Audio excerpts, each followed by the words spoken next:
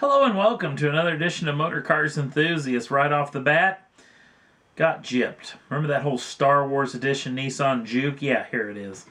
It's not a Star Wars edition. This was actually the 15RX personalized package. Yeah, it's for Japan only, and it just comes with a lot of doodads on it. And I wasn't the only one to get fooled by this. A lot of the automotive interweb actually got fooled by this when Nissan put a great big picture together, coming soon, and had a picture of a stormtrooper's helmet with this particular paint scheme on it, the stripe and everything. Also, that whole video that they put out with a bunch of stormtroopers gawking at the automobile as it went past. Yeah, apparently we all got fooled on this deal. And so this thing has a bunch of stuff on it. Like I said, it's Japanese only, as all it's going to be sold by. So I will tell you the price on this automobile. This vehicle will sell for $1,943,500 yen, or just a touch under 20,000 US dollars. So anyway, Nissan, you fooled me. And I'm going to get back at you here in a minute. Actually, I may just be getting back at myself, but I'm still going to be angry in a second. Let's talk about Google. Google actually has been building an actual setup to make automobiles autonomous for the past several years. And they're getting closer in their technology, and they've claimed that by 2017, they're going to have a package to sell. Now, obviously, they're not going to be building automobiles, but they're going to have a system that will retrofit to a current automobile, assuming it may have to have electric steering or fly-by-wire throttle control at least. But we'll see what comes of this near 2017. But another manufacturer, actually the day of the taping of this program, made the mainstream media all abuzz, was Nissan, when they said that by 2020 they're going to have autonomous automobiles for sale around the world. Now, no real word on what exactly the car that they're planning on selling, but a lot of them they've been showing off has been the Nissan Leaf. Now, they've been working a lot on this, especially the safety shield technology, which actually takes over the steering of the vehicle when it thinks that a pedestrian may be pulling out in front of them. So it's a pretty slick little technology, and in Japan, they're building a specific racing facility, I shouldn't say that, but a testing facility that is going to have a racetrack component, supposedly, that's going to really test this particular system and try to get all the bugs worked out of it, because there's a lot of sue-happy countries out there that will sue it the first time one of these vehicles gets a little bit out of control. Now, obviously, I think autonomous automobiles are a pretty slick idea.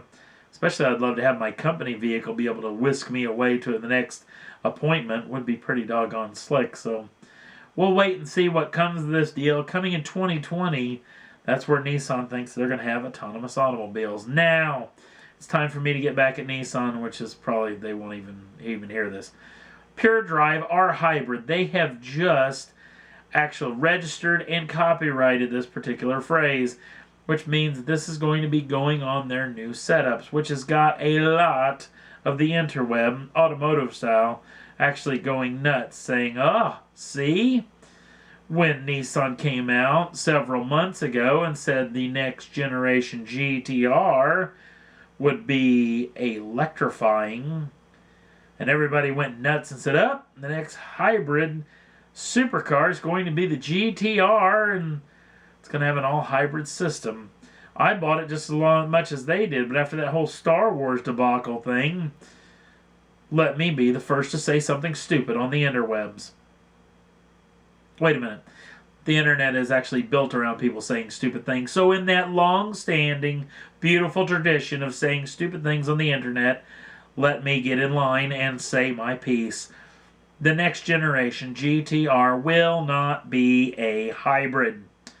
It will have a twin turbocharged 3.8 liter V6. Yeah, that's going way out on a limb. That's going to be making somewhere around 650 brake horsepower. It's going to be able to do 0 to 60 in 2.6 seconds with a top speed of just over 200 miles an hour. But it will not be a hybrid.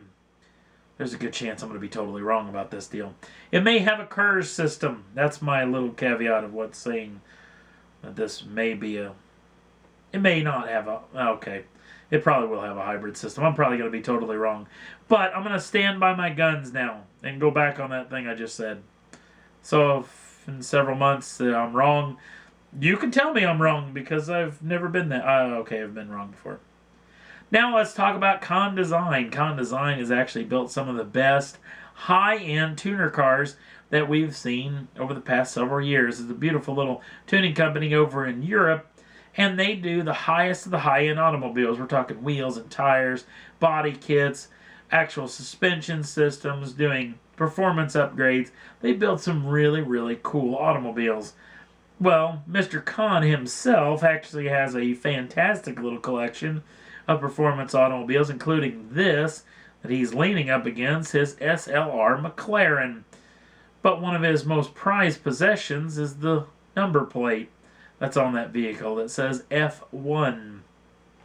This number plate was actually first registered in 1904 and was actually put on a card called a Panhard Levasseur. It had made 15 horsepower and had 4 doors way, way back in the day. Well, Mr. Khan here actually bought this plate at auction, which that's usually the situation when you buy a number plate over in Europe, that you buy a plate and then can register it once you own the plate. It's not like here in the U.S. where you can actually order a personalized plate. Now, Mr. Khan paid a hefty penny for this particular plate, paying $880,000, which is quite a little bit of money, just under $1 million. It's a lot to pay. But guess what he just turned down for this plate? $9.4 million. Which when I first heard it, I thought, holy smokes, the boy's insane. You should have taken the cash. But then I started thinking about it. Who would want a plate with F1? Formula One current drivers? Boy, they have a lot of money. What about the head of Formula One, Bernie Ecclestone? He's got some deep pockets. His daughter just bought a house in California a couple of years ago and paid $80 million for a home that they don't even live in. It's just their little U.S. California home.